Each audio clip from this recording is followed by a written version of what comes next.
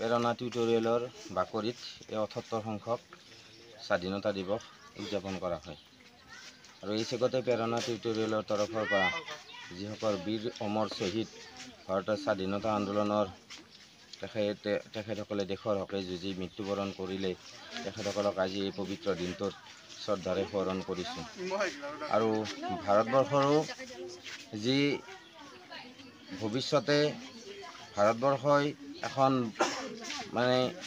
জাকত জিলিকা দেশ হৈ উঠক আৰু ইয়াৰ নাগৰিকসকলে আজি মই ইয়াৰ পৰাই এটা আবেদন জনাইছোঁ যে ইয়াৰ নাগৰিকসকল ধুনীয়াকৈ শিক্ষা দীক্ষাৰে সুশিক্ষিত হৈ ভাৰতবৰ্ষক যাতে এখন জাকত জিলিকা ৰাষ্ট্ৰ হিচাপে গঢ়ি তুলিব পাৰে তাৰে কামনা কৰিছোঁ আৰু সকলোকে এই ৭৮ সংখ্যক স্বাধীনতা দিৱসৰ শুভকামনা জনাইছোঁ। ধন্যবাদ।